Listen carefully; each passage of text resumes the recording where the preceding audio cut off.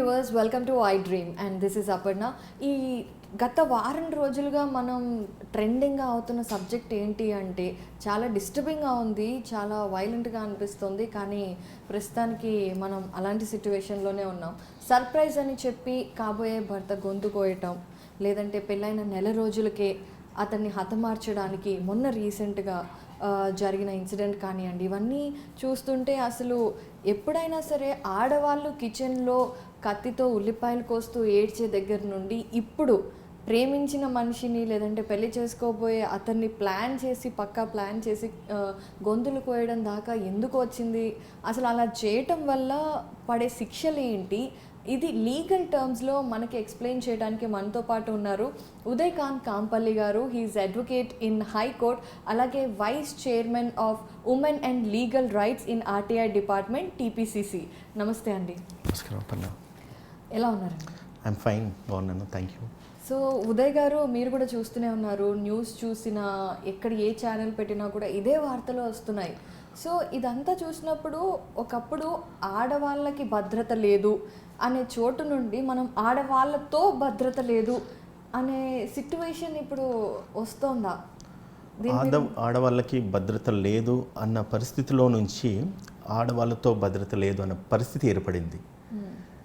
దీనికి గల కారణం ఏంటంటే ఆడవాళ్ళు మోర్ ఇన్సెక్యూర్ ఫీల్ అవుతున్నారు ఈ రోజుల్లో. అపర్ణ, దానివల్లే ఆడవాళ్ళకి ఏదైతే ఇబ్బంది కలగబోతుందో అనేది ప్రివెంటివ్గా చూసుకొని వాళ్ళు ఈరోజు వాళ్ళు కాపాడుకోవడానికి అని చెప్పేసి ఇటువంటి సిచ్యుయేషన్స్ తీసుకొస్తున్నారు.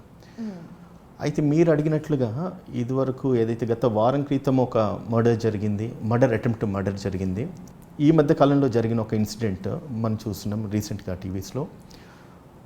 అరేంజ్ చేసేసి మ్యారేజ్ చేసుకునే ఒక వ్యక్తిని తను పిలిపించుకొని ఒక సర్ప్రైజ్ మీకు ఇస్తానని చెప్పి మా ఫ్రెండ్స్కి ఇంట్రొడ్యూస్ చేస్తానని చెప్పి తీసుకెళ్ళడం జరిగింది. ఒక రూమ్లో పెట్టేసి కళ్ళకు గంతలు కట్టేసి సడన్గా అంటే తన గొంతు కోయడము, ఇది ఒక బ్యాడ్ ఇన్సిడెంట్ ఇప్పుడు జరిగింది. సో ఇందులో భాగంగా ఏమవుతుందంటే తను కావలసుకున్న వ్యక్తిని పెళ్లి చేసుకోకపోవడం ఒకటి మెయిన్. ఫస్ట్ మనం చేయాల్సిందల్లా అమ్మాయికి అబ్బాయి ఇష్టం ఉందా లేదా, అసలు ఈ పెళ్ళి తనకి ఇష్టం ఉందా లేదా, పెళ్ళికి తిను ఒకవేళ అగ్రీ అయ్యి ప్రిపేర్డ్గా ఉంటే కనుక తను పెళ్లి చేసుకుని తనకి ఇష్టం ఉంటే కనుక ఆడమనిషి ఆ వ్యక్తి ఖచ్చితంగా తనకి నచ్చిన వాళ్ళతో పెళ్లి జరుగుతుందంటే షీ విల్ బీ హ్యాపీ, తను సంతోషంగా ఉండి పెళ్ళికి యాక్సెప్ట్ చేసింది.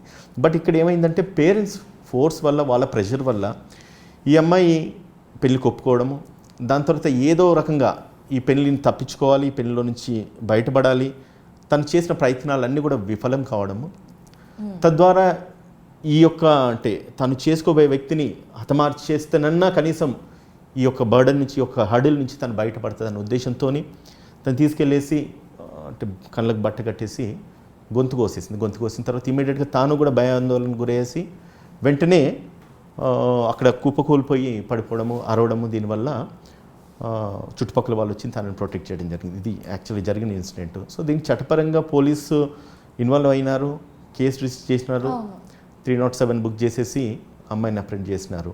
అయితే ఇక్కడ ఒక డౌట్ వస్తుంది ఎవరికైనా సరే, అంటే మామూలుగా మనకి తెలిసినవి చట్టాలు అనేటప్పటికీ మనకి కూడా పెద్దగా ఐడియా ఉండదు చాలామందికి, జనరల్ పబ్లిక్కి. ఇప్పుడు అమ్మాయిలకి రక్షణ లేదు అంటే, for example wife and husband అయినా వరంగల్లో జరిగింది, హన్మకొండలో పెళ్ళైన నెల రోజులే అంతా బాగానే ఉంది అని చెప్తున్నాడు భర్త. మరి సడన్గా ఎందుకు అర్ధరాత్రి ఆవిడకి గొంతు కోయాలనిపించిందో తెలియలేదు. కానీ ఇప్పుడు అంటే ఒకవేళ అదే పని కనుక అంటే కొంచెం హెరాస్మెంట్ చేసినా కూడా అబ్బాయిలు వెంటనే అమ్మాయిలు పోలీస్ స్టేషన్కి వెళ్ళి కేసు పెట్టవచ్చు. అలా భార్యలు హెరాస్ చేస్తే పోలీస్ స్టేషన్కి వెళ్ళి భర్తలు కేసు పెట్టచ్చు, అలాంటి సెక్షన్స్ ఉన్నాయా? చూడండి అపర్ణ, చట్టంలో ఏది కూడా ఒక వ్యక్తికి అంటే స్త్రీని పక్కన పెట్టేసి పురుషుడికే అన్నట్లుగా ఏ లా ఇంతవరకు ఇండియన్ జ్యుడిషియల్ సిస్టంలో ఐపీసీలో రాలేదు. అంటే మనం ఇంగ్లీష్లో అంటుంటాం there is no law for a men without an women. Okay, ఆడవాళ్ళకి ఏదైతే చట్టాలు ఉన్నాయో అదే మగవాళ్ళకు ఉన్నాయి, మగవాళ్ళకి ఏదైతే చట్టాలు ఉన్నాయో అదే ఆడవాళ్ళకు కూడా ఉన్నాయి. సో స్పెసిఫిక్గా ఇక్కడ స్త్రీని మన ఇండియన్ కల్చర్లో ప్రొటెక్ట్ చేయాల్సిన నెసెసిటీ, ఎందుకంటే స్త్రీ ఆల్వేస్ వీక్, తనను ప్రొటెక్ట్ చేయాల్సిన బాధ్యత ఈరోజు జ్యుడిషియరీ మీద కానీ, సిస్టమ్ మీద కానీ, గవర్నమెంట్ మీద కానీ ఉన్నది. కాబట్టి దానికంటూ స్పెషల్ లాస్ ఆడవాళ్ళకు ఉన్నాయి. కానీ ఇంతవరకు మగవాళ్ళకి ఎటువంటి స్త్రీ నుంచి స్పెషల్ లాస్ లేవు. స్త్రీకున్న లాసే మగవాళ్ళకు ఉంటాయి, మగవాళ్ళకున్న లాసే ఆడవాళ్ళకు ఉంటాయి. రెండింటికి సేమ్ అప్లికబుల్ అవుతుంటాయి అన్నమాట చట్టము, ఆడవాళ్ళకైనా మగవాళ్ళకైనా. అయితే ఇప్పుడు అటెంప్ట్ టు మర్డర్ కేసు పెట్టారు, అమ్మాయిని అరెస్ట్ చేశారు కదా, సో ఇప్పుడు నెక్స్ట్ పరిణామాలు ఏమంటాయి? అదే చెప్తున్నాను. ఆమెను రిమైండ్ చేస్తారు, జైలుకి వెళ్ళిద్ది, బెయిల్ వేసుకుంటారు, బయటకు వస్తే ట్రయల్స్ కమెంట్స్ అవుతాయి. సో శిక్ష పడాలా వద్దా అన్నది సర్కమ్స్టెన్సెస్ని బట్టేసి కోర్టులో ఎవిడెన్సెస్ ఏవైతే రికార్డ్ అవుతాయో రికార్డ్ అయిన ఎవిడెన్స్ బేస్ చేసుకొని కోర్టు తీర్పిస్తుంది. సో ఇట్స్ నాట్ ఖచ్చితంగా అమ్మాయి చేసింది, అమ్మాయికి శిక్ష పడాలి అనేది ఎవిడెన్స్లో ప్రూవ్ కావాల్సిన అవసరం ఉంటుంది Appanna. Okay, at the time of trials, కోర్టులో ట్రయల్స్ జరుగుతున్నప్పుడు. సో మీరు specially women and children protection దీనిలో vice chairman. Human rights, every human rights. ఇప్పుడు మానవ హక్కులు ఎక్కడైతే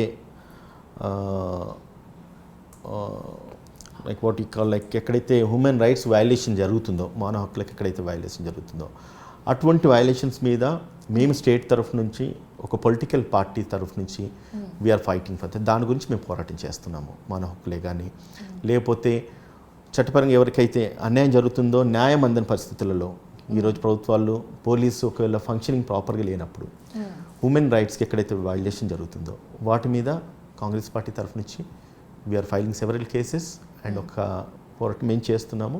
సో దట్ ఎవరికైతే లా ప్రాపర్గా రీచ్ కావట్లేదు, జస్టిస్ ప్రాపర్గా రీచ్ కావట్లేదో వాళ్ళకి జస్టిస్ అందజేసే ప్రయత్నంలో మేము ఉన్నాం. అయితే ఉదయ్ గారు ఇంకొక విషయం చెప్పండి. ఇప్పుడు ఫర్ ఎగ్జాంపుల్ అంటే మీరు అడ్వకేట్ కాబట్టి మహిళలకి ఎలా అయితే కొన్ని చట్టాలు ఉన్నాయో, స్పెషల్లీ గృహహింస చట్టం కానీ ఇవన్నీ మనకి వచ్చినప్పుడు లేవు, కొత్తగా క్రియేట్ చేశారు అవసరాన్ని బట్టి. అలా ఇప్పుడు స్పెషల్లీ మెన్ కోసం, మగవాళ్ళ కోసం కొత్త చట్టాలు ఏమైనా తీసుకురావాలా? ఇవన్నీ తీసుకురావాల్సిన అవసరం ఉంది. అదంతా కూడా పార్లమెంటు లెజిస్లేషన్స్ అన్ని కూడా అమెండ్ చేయాల్సిన అవసరం ఉంది అప్పన్న. చట్టాలు, కొత్త చట్టాలు తీసుకురావాలంటే ఖచ్చితంగా తీసుకురావాల్సిన అవసరం ఉంది. ఒక అవకాశం ఉండి తీసుకురావాల్సి వస్తే పార్లమెంట్లో అమెండ్ చేయాల్సి వస్తే కొత్త చట్టాలు రావాల్సిన అవసరం ఉంటుంది అప్పన్న.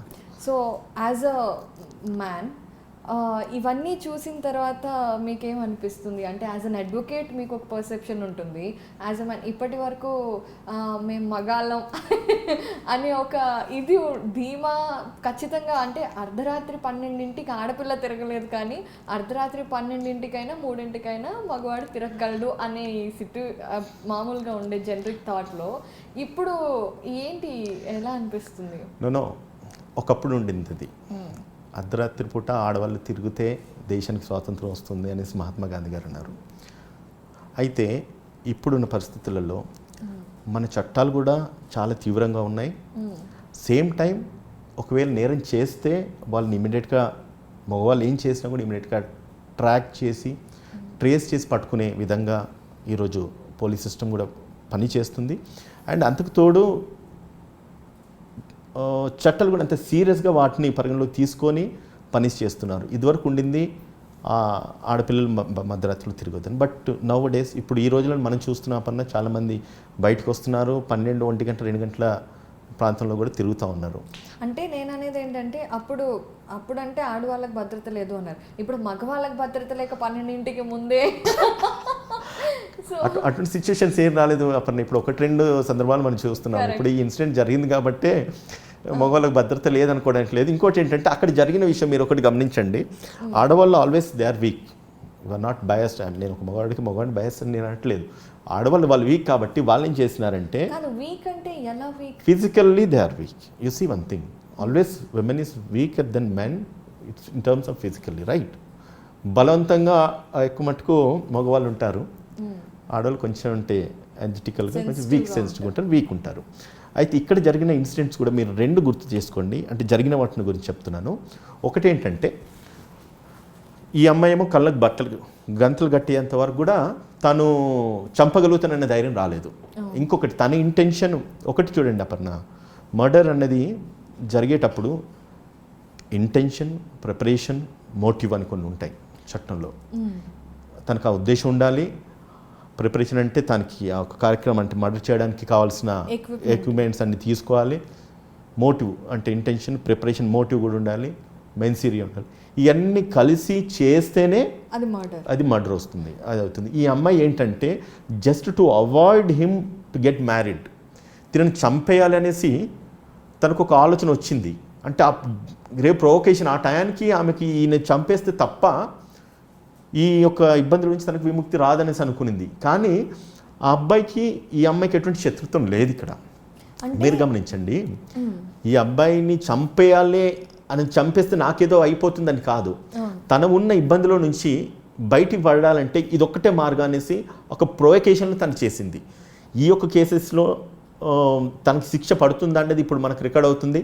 ఒకవేళ శిక్ష పడ్డదా లేదన్నది ఆ టైంలో మనం ఆలోచించితే మోస్ట్లీ ఇండియన్ సిస్టంలో, జ్యుడిషియల్ సిస్టంలో ఇక్కడ కన్విక్షన్ రేట్ చాలా తక్కువ ఉంది అప్పన్న.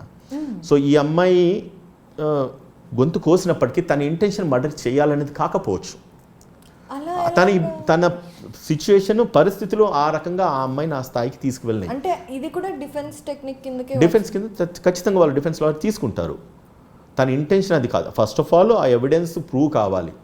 అది టైమ్ ఆఫ్ ఫైనల్ జడ్జ్మెంట్ వచ్చిన ఆర్డర్స్ని బట్టి, జరిగిన ఆర్గ్యుమెంట్స్ని పట్టేసి ఏం జరిగింది దాన్ని ఆలోచించేసి జడ్జి గారు ఇచ్చే తీర్పులో it may or may not be convicted. అంటే ఇక్కడ ఇంకొక ఏంటంటే అతను చెప్పిన దాని ప్రకారం ఆ అమ్మాయి వాళ్ళ ఇంట్లో నుండే వాళ్ళిద్దరూ బయటకు వెళ్ళారు. బయటకు వెళ్ళినప్పుడు నేను ఒక గిఫ్ట్ కొనాలి అని ఆ అమ్మాయి అతనితోనే షాప్కి వెళ్ళి అతన్ని బయట వెయిట్ చేయించి తనకి కావాల్సిన వస్తువు కొనుక్కొని వచ్చింది. ఇదంతా మీరు అది దాన్ని ఏమంటారంటే ప్రిపరేషన్. తన ప్రిపరేషన్ ఉంది, తన ఇంటెన్షన్ మర్డర్ చేయాలని ఇంటెన్షన్ ఉంది. తను సేమ్ టైం తన కళ్ళకు గంతలు కట్టేసింది. మోటివ్ కూడా కనిపిస్తుంది. మోటివ్ కనిపిస్తుంది. బట్ అల్టిమేట్గా తనకేం కావాలి? ఓకే, తనకేం కావాలి? తనకి ఆ పెళ్ళి వద్దు అనుకోవాలి. She really means to kill him or to murder him or to just showcase or to avoid him. Stop చేసింది, తనకు కత్తితో స్టాప్ చేసింది. స్టాప్ చేస్తున్నంతసేపు her intention was only to avoid this guy to get married. అంటే ఈ వ్యక్తితో పెళ్ళిని avoid చేయాలి అని అనుకునింది. కానీ తినను మర్డర్ చేయాలన్న ప్యూర్ ఇంటెన్షన్ తనలో లేదని నేను అంటే పర్సనల్గా నేను భావిస్తున్నాను. If I'm a judge certainly I will go in ఆమె మైండ్లోకి వెళ్ళేసి నేను ఆలోచించుతాను. నేను దాని తర్వాత నా ఒక తీర్పు నేను నిర్ణయిస్తాను. రైట్. కానీ అతనికి జరిగింది అన్యాయమే కదా. అది ఇప్పుడు పొరపాటున ఏదో షార్ప్ కట్ అయ్యి ఏదో తెగరాని నరం తెగిపోతే ఖచ్చితంగా తనకు అన్యాయం జరిగిందని తన ప్రాణమే పోయింది. ఇంకా ప్రాణం పోయిన తర్వాత తనకు అన్యాయం జరగడానికి ఇంకా ఏం లేదు. బట్ ఏంటంటే తన ఇంటెన్షన్ ఆ సిచ్యుయేషన్కి తనని ప్రోవోక్ చేసింది. ఆ లేడీని ప్రోవోక్ చేసి టు దట్ ఎక్స్టెంట్ డ్రాగ్ చేసింది. ఇదే ఒకటి చూడండి అప్పుడు నేనేమంటున్నానంటే there are two things, offensive and defensive అని రెండు ఉంటాయి. డిఫెన్సివ్ అంటే ఏంటంటే మనకు జరుగుతున్న ఒక హానిని మనం ప్రొటెక్ట్ చేసుకోవడం ఒకటి. అఫెన్సివ్ అంటే ఏంటంటే మనము ఒక హాని చేయడానికి మనం ప్రిపేర్ కావడం.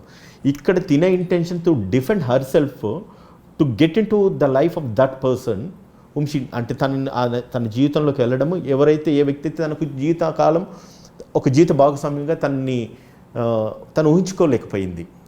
తినని అవాయిడ్ చేసేదానికంటే ముందు తను ఎన్నో ఎక్సర్సైజెస్ ప్రయత్నాలు చేసి ఉంటుంది. అవి ఎక్కడ మనకు కనిపించట్లేదు. మనకు కనిపించేది ఈరోజు న్యూస్ ఛానల్స్లో స్క్రోల్ అయ్యేది, పాపప్ అయ్యేది, న్యూస్ ఛానల్లో ఎలివేట్ అయ్యేది ఏంటంటే కేవలం ఈ అమ్మాయి గొంతు కోసింది, తర్వాత అబ్బాయి కళ్ళ గంతలు కట్టేసింది. కానీ ఏ పరిస్థితిలో ఆ సిచ్యుయేషన్స్కు ట్రాక్ చేసినాయి అవన్నీ కూడా ఇంపార్టెంట్ అప్పన్న. సో దీన్ని తీసుకొని చట్టాలు వాటి పనులు అని చేస్తాయి. సరే, వన్స్ కేస్ ఇన్సిడెంట్ జరిగింది, ఎఫ్ఐఆర్ రిజిస్టర్ అయింది, 307 అటెంప్ట్ టు మర్డర్ బుక్ అయింది. రేపు ఆ వ్యక్తి ఒకవేళ చనిపోతే ఆబ్వియస్లీ సెక్షన్ మళ్ళీ ఆర్డర్ చేస్తారు, 302 చేస్తారు. 307 ఒకవేళ అయితే కనుక 10 ఏళ్ళ జైలు శిక్ష, పెనాల్టీ పడుద్ది. అదే 302 అయితే లైఫ్ ఇంప్రిజన్మెంట్ ఉండొచ్చు. దాని తర్వాత ఒకవేళ తనని డెత్ ఇంప్రిజన్మెంట్ కూడా ఉండొచ్చు, లేదంటే కనుక పెనాల్టీ కూడా ఉండొచ్చు. సో సిచ్యుయేషన్ సర్కమ్స్టాన్సెస్ కూడా మారచ్చు. ఇప్పుడు ఆ వ్యక్తి సేఫ్గా ఉన్నాడు, పర్వాలేదు. తన ఇంటెన్షన్ పూర్తిగా తనను మర్డర్ చేయాలనే ఇంటెన్షన్ ఉంటే దానికి తగిన ప్రిపరేషన్స్ తాను చేసేది. సో ఒక విమెన్ అయి ఉండి కళ్ళకు గంతలు కట్టేసి అంటే తనకు తోచిన ఒక విధానాన్ని అవలంబిస్తూ తినని అవాయిడ్ చేసుకోవాలన్న ఇంటెన్షన్ తనకుంది, కానీ పూర్తిగా మర్డర్ చేయాలన్న ఇంటెన్షన్ లేకపోవచ్చని నేను భావిస్తున్నాను దాంట్లో. అండ్ సేమ్ టైం ఇప్పుడు వరంగల్లో హన్మకొండలో అయిన ఇన్సిడెంట్ చూస్తే పెళ్ళైంది 1 నెల. ఆ 1 నెలలో తను ఏం చేసింది, ఈ భర్తను వెక్స్ అయిపోయేసి తినను ఏదో రకంగా వదిలించుకోవాలన్న ఇంటెన్షన్తో తన నెక్ కట్ చేసింది. ఇందులో 2 థింగ్స్ జరిగినాయి అపర్ణ. అక్కడ చూస్తేనేమో ఫస్ట్ ఇన్స్టెన్స్లో స్ట్రైట్ అవే తన నెక్ కట్ చేసి, ఇక్కడ చూస్తేనేమో బ్యాక్ స్టాబ్ చేసేసి నెక్ కట్ చేసే ప్రయత్నం జరిగింది. అక్కడ తిని ఇన్స్ట్రుమెంట్ యూజ్ చేసి చిన్న బ్లేడ్ మాత్రమే. అక్కడికి వెళ్ళేసరికి కత్తి యూజ్ చేసింది. There is 2 things. If you cut the మెడను బ్లేడ్తో కట్ చేస్తే చనిపోతారా? ప్రాబిలిటీస్ ఉన్నాయా? నో. కత్తితో ఉన్నాయి. పెద్ద కత్తితో అయితే చచ్చిపోతారు ఖచ్చితంగా, ఆన్ ది స్పాట్ చనిపోతారు. ఇక్కడ లక్కీగా ఏమైందంటే తిను కట్ చేసింది మెడనే, తను కట్ చేసింది మెడనే. మెడ కట్ చేసినప్పుడు ఏమైంది, లైట్గా కట్ అయిపోయింది, ఒక అఫెన్స్ జరిగింది. దీన్ని మెడ మీద కాబట్టి అటెంప్ట్ టు మర్డర్ అయింది. అదే కనుక అదే ఒక వీప్ మీద జరిగిన, చేయి మీద జరిగిన, పొట్ల మీద జరిగిన, it not an attempt to murder, it's a grievous hurt అవుతుంది. దీని ఇంటెన్షన్ మర్డర్ చేయాలన్నప్పటికి కూడా తను యూజ్ చేసిన మెటీరియల్, తను ఏ ప్లేస్లో తను అటాక్ చేసింది, దీన్ని బట్టి కూడా సెక్షన్ ఆఫ్ లాస్ మారే అవకాశాలు ఉంటాయి అపర్ణ. సో ఇప్పుడు పుష్పకి అయితే ఒకవేళ ఆమె ఇంటెన్షన్ని బట్టి చూసుకుంటే శిక్ష పడకపోవచ్చు. there are chances we cannot say. అంటే end of the day evidences ఎట్లా రికార్డ్ అవుతాయి అనేసి దాన్ని బట్టి తెలియదు కాబట్టి శిక్ష పడవచ్చు. మీరు అన్నట్టు వరంగల్లో ఇప్పుడు ఏదైతే జరిగిందో హన్మకొండలో, దాన్ని గృహహింస చట్టం కింద కూడా తీసుకోవచ్చా? నో. ఎందుకు అంటే ఇది కూడా ఒక రకంగా గృహహింస. గృహహింస అంటే ఏంటంటే అపర్ణ, ఇప్పుడు ఒక ఆడవాళ్ళని రిపీటెడ్గా, ఐ టెల్ యూ ఒక ఎగ్జాంపుల్ చెప్తా. గ్లాస్లో నీళ్ళు ఇవ్వమన్నా, తీసుకున్నాను, తాగాను, బాగుంది. అదే గ్లాస్లో మళ్ళీ నీళ్ళు ఇవ్వమన్నాం, తీసుకున్నాను, తాగినాం, బాగుంది. అదే గ్లాస్లో మళ్ళీ అట్లా ఒక 10 సార్లు చేసేసి 3వసారి నుంచి గ్లాస్లో నుంచి నీళ్ళు తీసుకొస్తున్నారు, తీసిగానే పడేస్తున్నాడు, మళ్ళీ తెస్తున్నాడు, పడేస్తున్నాడు, మళ్ళీ తెస్తున్నాడు, పడేస్తున్నాడు. ఈ వ్యక్తి తనను మెంటల్గా ట్రబుల్ చేస్తున్నాడు. ఓకే, అంటే గ్రావిటీ ఎట్లా ఉంటుందంటే ఇక్కడ తను పర్పస్ఫుల్గా 1కి 4 సార్లు పిలిస్తే ఆ అమ్మాయిని తన అవసరానికి వాడుకుంటే పర్వాలేదు. తినే ఒక శాడిజాన్ని ఆ అమ్మాయి మీద ఇంప్లిమెంట్ చేస్తూ ఆమెని హింసిస్తూ ఉంటే అది అండర్ ద మన 4 వాల్స్ మధ్యలో గృహ హింస. అంటే 4 వాల్స్ మధ్యలో ఆ అమ్మాయిని రిపీటెడ్గా చెప్పింది చెప్పి, చేసింది చేసి హింసించడం, ఆ అమ్మాయికి ఇష్టానికి వ్యతిరేకంగా ఏదైనా పని చేయడము. సో ఇవన్నీ కూడా it can be considered as గృహహింస కింద రావడానికి ఛాన్సెస్ ఉంటాయి. నేను రీసెంట్గా ఒక సైకాలజిస్ట్తో మాట్లాడినప్పుడు ఆవిడ అన్నారనమాట, మనం అనుకుంటాము గృహహింస, మెంటల్ టార్చర్ అనేది కేవలం అమ్మాయిలకి ఎక్కువ ఉంటుందని, కానీ అబ్బాయిలకి మోతాదు ఎక్కువలో ఉంటుంది, ఎవరు బయటపడరు అని. సో ఇప్పుడు ఎలాగో ఇలాంటి ఇన్సిడెంట్స్ బయటకు వస్తున్నాయి కాబట్టి మగవారికి గృహహింస జరిగితే వారు ఎవరిని అసలు అప్రోచ్ అవ్వాలి అండ్ దానికి ఎటువంటి శిక్షలు ఉంటాయి? చెప్పాను అపర్ణ మీకు ఇదివరకు కూడా. అవును, అంటే శిక్షలు అంటే అలా కాదు, వాళ్ళ అప్రోచ్ ఉండాలి కదా అనేసి నా ఉద్దేశం. ఖచ్చితంగా. ఇప్పుడు ఏదైతే నేను మళ్ళీ చెప్తున్నాను, అబ్బాయిలకి ఏదైతే చట్టం ఉందో అమ్మాయిలకి అదే చట్టం ఉంది, అమ్మాయిలకి ఏదైతే చట్టం ఉందో అబ్బాయిలకి అదే చట్టం ఉంది. ఇప్పుడు చూడండి, మీరు ఒకవేళ నన్ను ఇదే యాక్ట్ అంటే రిపీటెడ్గా, సరే ఇప్పుడు అబ్బాయి బలహీనంగా ఉన్నాడు, అమ్మాయి కొంచెం బలవంతంగా ఉంది, తనకు ఒక ధైర్యం ఏంటంటే వీరిని కొట్టగలుగుతారనేసి కొట్టిందనుకోండి, కొంచెం మెల్లగా కొడితే సింపుల్ హర్ట్ అవుతుంది, గట్టి కొడితే గ్రేవెస్ హర్ట్ అవుతుంది. దీన్ని ఖచ్చితంగా వెళ్ళేసి పోలీస్ స్టేషన్లో ఇదే యాజ్ పర్ ద ఐపీసీ ఏ అయితే సెక్షన్స్ ఉన్నాయో ఆ సెక్షన్స్ ప్రకారంగా ఏ అమ్మాయి మీద వైఫ్ మీద కూడా కేసులు పెట్టచ్చు. పెట్టచ్చు, కానీ పెట్టినా కూడా అక్కడ పోలీస్ స్టేషన్కి వెళ్ళగానే నువ్వు మొగడు ఉండి ఎంట్రా కేసు పెడుతున్నావు, భార్య మీద సర్ది చెప్పుకొని ఉండొచ్చు కదా అన్న ఒక ఇంటెన్షన్ క్రియేట్ అవుతుంది అక్కడ. ఇలాంటి సిచ్యువేషన్ ఒక సినిమాలో కూడా పెట్టారు. అంటే ఒకవేళ సినిమా పేరు గుర్తులేదు కానీ ఇలా వెళ్తే నువ్వేంట్రా బెల్లం కొట్టిందని ఏడుస్తూ వస్తా, వెళ్ళు ఏం కాదు అనేసి పంపిస్తారన్నమాట. ఈ మధ్య కూడా ఒక వీడియో వైరల్ అయింది, ఒక అబ్బాయి పోలీస్ స్టేషన్కి వెళ్ళేసిన భార్యను కొట్టిందంటే కానిస్టేబుల్ వెనక్కి పంపిస్తుంటాడు. ఏంటంటే ఇక్కడ నమ్మసక్యం కొన్ని ఉన్నాయి పన్న. సో అటువంటి సిచ్యుయేషన్స్లో ఎప్పటికైనా men is always stronger then women in all means. అంటే మగవాళ్ళు ఆడవాళ్ళ కంటే కూడా బలవంతులు ఉంటారు కాబట్టి దీన్ని ఎక్కువ మటుకు ఈ సమాజంలో ఎంటర్టైన్ చేయరు అని చెప్పి చట్టాలు లేదంటే ఏదైతే చట్టమో ఖచ్చితంగా వీళ్ళకి ఇంప్లిమెంట్ అయ్యింది. ఐపీసీ అందరికీ ఇంప్లిమెంట్ అయింది. Men are women equal IPC implement అయింది. సో అయితే ఉదయకాంత్ గారు, లాస్ట్ అండ్ ఫైనల్, మీరు చాలామంది మహిళలు, కష్టపడుతున్న మహిళలను చూశారు, వాళ్ళ రైట్స్ కోసం పోరాడారు. ఇట్లాంటి సిచ్యువేషన్స్ వచ్చినప్పుడు అసలు వాళ్ళ స్టేట్ ఆఫ్ మైండ్ ముందు నుండే మనకి తెలుస్తుంది అని, అంటే వాళ్ళ స్టేట్ ఆఫ్ మైండ్, వాళ్ళ బిహేవియర్లో కొంచెం తేడా ఉంటుంటుంది. మనకి మనం మన స్టేట్ ఆఫ్ మైండ్ని ఎలా సర్ది చెప్పుకోవచ్చు? బికాస్ క్షణికావేశంలో చేసినవే అని చెప్పలేము, ఎందుకంటే ప్లాన్ ఉంది, ఇంకా కొంచెం ఆ ప్రిపరేషన్ ఉంది కాబట్టి దీనికి క్షణికావేశం మనం. కానీ క్షణికావేశం నుండి ఇలాంటి ప్లాన్, ఇలాంటి డెసిషన్ కూడా పుడుతుంది. సో మనం ఇప్పుడున్న సోషల్ ఆస్పెక్ట్స్లో ఫ్రస్ట్రేషన్ లెవెల్స్ ఎక్కువగా ఉంటున్నాయి. ఏదైనా క్విక్గా జరిపాలి, మనకి వద్దు అంటే వద్దు, కావాలి అంటే కావాలి. ఇలాంటి టైంలో ఈ క్షణికావేశాలు కానివ్వండి, లేదంటే మన స్టేట్ ఆఫ్ మైండ్ కానివ్వండి, మనం ఇది చేస్తే మనకు శిక్ష పడుతుందని వాళ్ళకు కూడా తెలుసు, తెలిసే తెగించారు అంటే ఆ స్టేట్ ఆఫ్ మైండ్ అసలు state of mind that is what క్షణికావేశం అంటే. అపర్ణ, నేను ఒకటి చెప్తే చూడండి, క్షణాలలో జరిగిపోతుంది. ఎట్లా అంటే డోర్ తీసి ఒక వ్యక్తి మిమ్మల్ని అటాక్ చేయబోతున్నాడు, మీరు ఆడపిల్ల కూర్చున్నారు రూమ్లో, తను ఏం చేస్తాడన్నది మనకు అర్థం కాక వెంటనే ఒక రాయి తీసేసి ఆ వ్యక్తిని కొట్టబోతుంటాం. కొట్టగానే it's right of private defence, నిన్ను మీరు కాపాడుకోవడానికి అని చెప్పేసి పక్కకున్న రాయిని తీసేసి కొట్టినారు. అది బై ఛాన్స్ అది వేరెక్కడి చోట్ల తగిలితే పర్లేదు, కానీ ఒకవేళ అది ఒక తలకి తగిలిన ఇంకో చోట తగిలినా తను చనిపోతాడు. అంటే మిమ్మల్ని మీరు ప్రొటెక్ట్ చేయడానికి ఆవేశంగా మీరు ఆ పని చేసేసినారు. You can say that it's right of private defence కింద మీరు తీసుకోవచ్చు దాన్ని. ఓకే, చట్టంలో కూడా ఉంది. మన ప్రాణాన్ని మనం కాపాడుకోవడానికి ఎదుటి వాళ్ళ ప్రాణం తీసినా కూడా అది నేరం కాదనేసి అంటున్నాం. ఓకే, క్షణికావేశాలు ఇంకొన్ని చెప్తాను నేను. మిమ్మల్ని రిపీటెడ్గా ఒక ఆడపిల్లని భర్త వేధిస్తూనే ఉంటాడు. ఇది రిపీటెడ్గా జరుగుతూ ఉంది.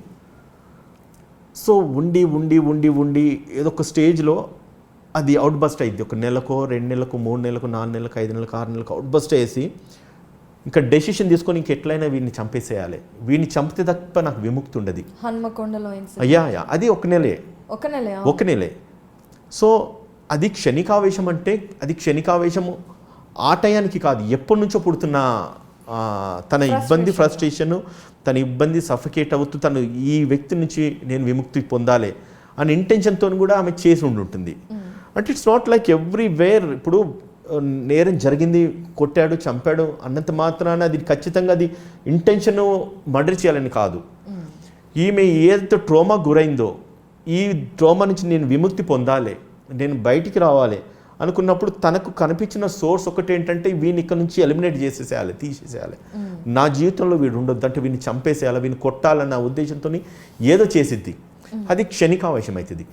ఇప్పుడు కత్తులతోని, లేదంటే ఈ కేసులో ఏదైతే కత్తి తీసుకెళ్ళి షాప్కి వెళ్ళి షార్ప్ కత్తి తీసుకెళ్ళడము, మళ్ళీ దాని తర్వాత కళ్ళ గంతలు కట్టడము, తర్వాత ఆయన్ని చంపేయడము, it's a murder, it's a clear cut murder. అది చనిపోలేదు కాబట్టి it's an attempt to murder. కానీ తిని చేయాలనుకుంది మర్డరే.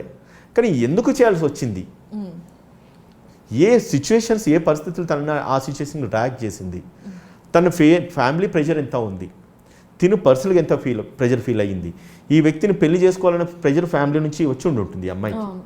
సేమ్ టైం ఈ అబ్బాయి కూడా సరే డిసైడ్ అయిపోయినాను కదా, ఈవిడే నా భార్యని, వీళ్ళిద్దరు డిసైడ్ అయిపోయి ఉన్నారు, ఇంకా ఇక్కడ నుంచి తప్పించుకోవాలనే ఉద్దేశంతో ఆమె చేసి ఉంటుంది. క్షణికావేశం అంటే ఈ క్షణాలలో వచ్చేది కాదు అపర్ణ, ఎప్పటి నుంచో పుడుతూ వస్తూ అది వన్ టైం బర్స్ట్ అయిపోయింది. సో అటువంటి సిచ్యుయేషన్స్ కూడా మనం పరిగణలోకి తీసుకొని ఆలోచించేసి కోర్టులు నిర్ణయం తీసుకుంటుంటాయి. సో వన్స్ ఇన్సిడెంట్ జరిగింది అండ్ మోస్ట్ ఆఫ్ ద కేసెస్లో ఇక్కడ ఇదివరకు చెప్పినట్లుగా కన్విక్షన్ రేట్స్ చాలా తక్కువ ఉన్నాయి. ఈవెన్ డొమెస్టిక్ వైలెన్సే కానీ ఆడవాళ్ళకున్న బెస్ట్ లా ఏదైతే ఉందో దాన్ని అండూ అడ్వాంటేజెస్ తీసుకొని, మాకుంది కదా ఈ చట్టం అని చెప్పేసి దీన్ని అండూ అడ్వాంటేజెస్ తీసుకొని సెవరల్ కేసెస్ ఫైల్ చేయడం మగవాళ్ళ మీద. అందులో కూడా 50% అండ్ ఎబో కూడా అన్ని 50 to 80% ఫాల్స్ కేసెస్ ఫైల్ అవుతున్నాయి. అటువంటి చోట ఏమవుతుందంటే ఎండ్ ఆఫ్ ద డే అవి ఏదో కాంప్రమైజ్ అయ్యేసి క్లోజ్ చేసుకోవడం తప్ప శిక్ష పడే దాఖలు చాలా తక్కువ ఉన్నాయి. సో కాబట్టి ఇటువంటి కేసెస్లో కూడా శిక్ష పడుతుందా లేదా అంటే మైల్డ్ ఛాన్సెస్, తక్కువ ఛాన్సెస్. తీర్పు ఏం జరుగుతుందని మనం వీ హ్యావ్ టు వెయిట్ చూడాల్సింది. ఇంకా లాస్ట్ క్వశ్చన్ ఉదయకాంత్ గారు, ఇప్పుడు చట్టంలో ఎవరైనా ఒకరే, శిక్ష ఎవరికైనా ఒకటే. ఎస్. కానీ ఇప్పుడు మీరు ఇంటెన్షన్స్ అంటున్నారు కాబట్టి అమ్మాయికి ఒకలా అబ్బాయికి ఒకలా తీర్పు చెప్పే ఛాన్సెస్ ఉంటాయా? తీర్పు అనేది decided by the court and the judge. Yes. The observation అంటే తను కోర్టు చూస్తున్నవి, గమనిస్తున్నవి, తనకు అర్థమవుతుంది, ఎవిడెన్సెస్ రికార్డ్ అయినవి అన్నిటిని ఆలోచించేసి జడ్జ్ తన ఒక మైండ్, జ్యుడిషియల్ మైండ్ అప్లై చేసేసి చట్టం అని బ్రాకెట్లోకి వస్తుందా, నిజంగానే ఈ యొక్క కేసుకు మనం కన్విక్షన్ ఇవ్వాలా, యాక్టివేట్ చేయాలా, కన్విక్షన్ ఇవ్వడం వల్ల ఏం జరుగుతుంది అంటే ఇట్స్ అనే ఎగ్జాంపుల్. అంటే ఒక్క జడ్జిమెంట్ తీసుకున్నారనుకోండి అండి, అది అన్నిటి మీద అంటే లోవర్ కోర్ట్స్ మీద కానీ లేకపోతే జ్యుడిషియల్ సిస్టమ్ మీద బైండింగ్ ఉంటుంది. మనం కూడా కోర్టు తీర్పు తీర్చేటప్పుడు ఖచ్చితంగా జ్యుడిషియల్ మైండ్ అప్లై చేసేసి జడ్జిమెంట్ ఇవ్వాల్సిన పరిస్థితి ఏర్పడింది. జ్యుడిషియల్ మైండ్ అంటే ఇది చట్టం పరిధిలోకి వస్తుందా అనేది ఒకటైతే, ఏ పరిస్థితులలో ఈ యొక్క ఇన్సిడెంట్ జరిగింది, ఒకవేళ కోర్టు తీర్పు కనుక వ్యతిరేకం ఉంది, మనకు అనుకూలంగా లేదంటే ఇంకొక ఆప్షన్ ఉంటుంది, మీరు అప్పీల్ చేసుకోవచ్చు. ఈ కోర్టుకి ఆ జడ్జ్కి అనిపించింది ఏంటి, తిని చేసింది మర్డర్ కాదు, తిని చేసింది అటెంప్ట్ టు మర్డరా, లేదంటే మర్డరా, తిని ఇంటెన్షన్ ఏముంది, ప్రిపరేషన్ ఏంది, మోటివ్ ఏముంది, ఆర్ ఇట్స్ ఎ కల్పబుల్ హోమిసైడా. అంటే స్లోగా కల్పబుల్ హోమిసైడ్ అంటే స్లోగా అంటే తన్ను చంపేయాలనే ఉద్దేశం ఉంటుంది. చిన్న సెడేషన్, ఈరోజు ఒక సెడేషన్, రేపు ఎల్లుండి అట్లా ఇంజెక్ట్ చేయడం, ఒక ట్యాబ్లెట్ వేసుకోవడం వల్ల ఒక మనిషి చనిపోతాడు. అంటే ఆ ట్యాబ్లెట్ ఒకేసారి వేస్తే ఇట్స్ ఏ మర్డర్ అయింది. స్లోగా ఆయన బాడీలోకి ఇంజెక్ట్ చేస్తుంటారు, it's a culpable homicide. So depends upon the time, situation, the circumstances, ఏ పరిస్థితుల్లో ఈ యొక్క వ్యక్తి తనను మర్డర్ చేయాల్సి వచ్చింది, మర్డర్ చేయాలని అనుకునింది అన్నదాన్ని బట్టి ఆ ఒక్క జడ్జ్కి, ఆ ఒక్క కోర్టుకి అనిపించినప్పుడు తనిచ్చే తీర్పే ఆ కోర్టుకు ఫైనల్. దాని తర్వాత ఆ తీర్పుతో ఒకవేళ సాటిస్ఫాక్టరీగా లేరంటే, ఎవరైతే ఆ కోర్టుకు అగేన్స్ట్ కంటే కోర్టు తీర్పుతో ఎవరైతే సాటిస్ఫై లేరో అదర్ సైడ్ పార్టీ ఖచ్చితంగా దాన్ని అప్పీల్ చేయొచ్చు. ఉదయకాంత్ గారు చాలా చక్కగా వివరించి చెప్పారు. అంటే అసలు పర్సెప్షన్స్ ఎలా ఉంటాయి, వాళ్ళ ఇంటెన్షన్ని బట్టి కూడా మనకి లాలో వేరియేషన్స్ ఉంటాయి అనేసి. అండ్ మీరు అన్నట్టుగా ఖచ్చితంగా మగవాళ్ళ కోసం కూడా స్పెషల్గా కొన్ని చట్టాలు తీసుకురావాల్సిన సమయం వచ్చింది అని అనిపిస్తోంది. Thank you so much for the time అండి. Thanks a lot. Thank you. మీరు చూస్తున్నారు ఐ డ్రీమ్ న్యూస్ని. Please subscribe. I dreams. For more videos, subscribe. I dream. Please subscribe for more videos. I dream. I dream. For more videos, subscribe I dream. Please subscribe. Subscribe I dream channel. Do subscribe. I dream. I dream ఛానల్ని subscribe చేయండి. Do watch I Dream.